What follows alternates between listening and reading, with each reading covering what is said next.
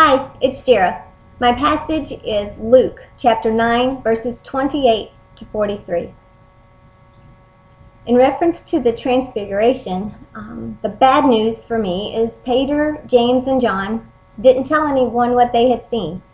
They had been privileged to witness this amazing conversation between Jesus, Moses, and Elijah, and they also got to hear this voice instructing them, and yet they told no one.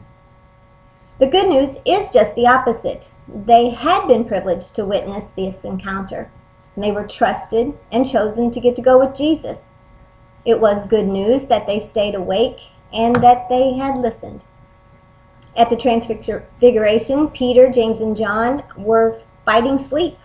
Their eyelids were heavy and their heads were nodding. They were worn out from the walk up the mountain. The emotions passed quickly when suddenly they are jolted to attention at the sight of the brightness. Peter excitedly wants to commemorate the moment, and then terror takes over them when the cloud surrounds them. Then instantly, they are left looking at Jesus. They are too overwhelmed with emotion to discuss what had just happened. They are processing what had just occurred.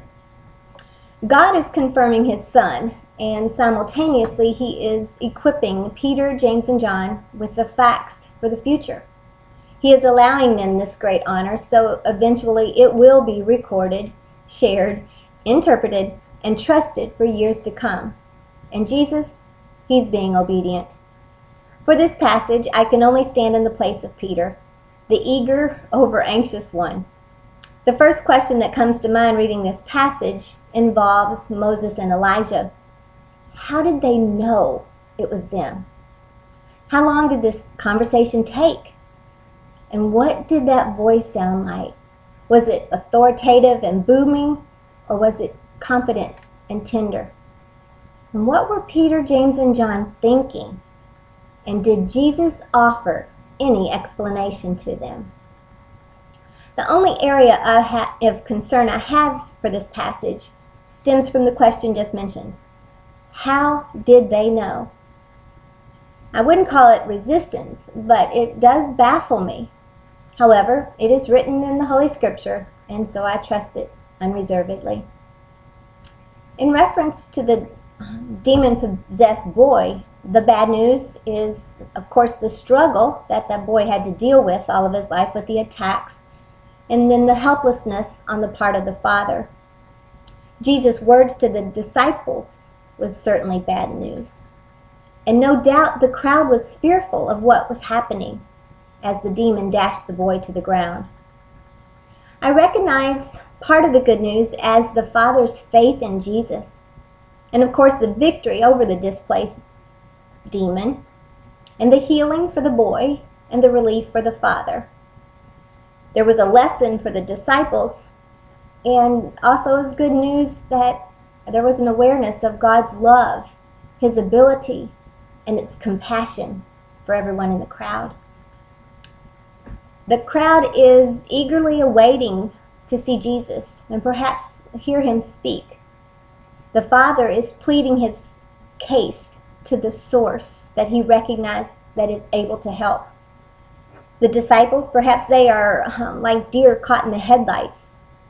They're dazed. Jesus, he's in his element. He's allowing himself to be used as God's instrument and for his glory. God is responding to that faithfulness of the man and gifting those that are watching and observing the incident with Jesus. I can place myself in the role of the disciples who had disappointed Jesus. I can place myself in the role of the dad desperately doing anything and everything possible to help his son. I have often been astounded at the greatness of God, so I can stand in the place of the crowd. I cannot stand in the place of the boy, as I have never had to experience such a traumatic and debilitating condition. The most intriguing question for me stems from Jesus' words to the disciples and the tone in which he spoke. You faithless and perverse generation, how much longer must I be with you and bear you?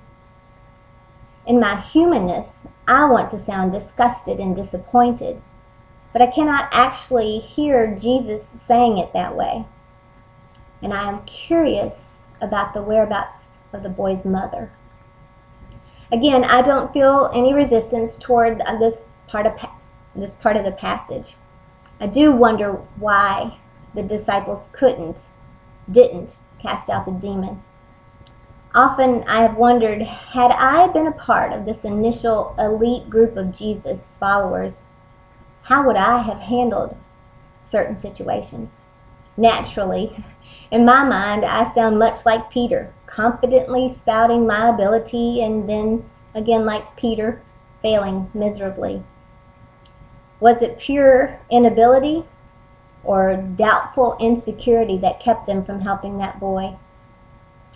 When and how often do I fail the Lord? I'm humbled by his tolerance.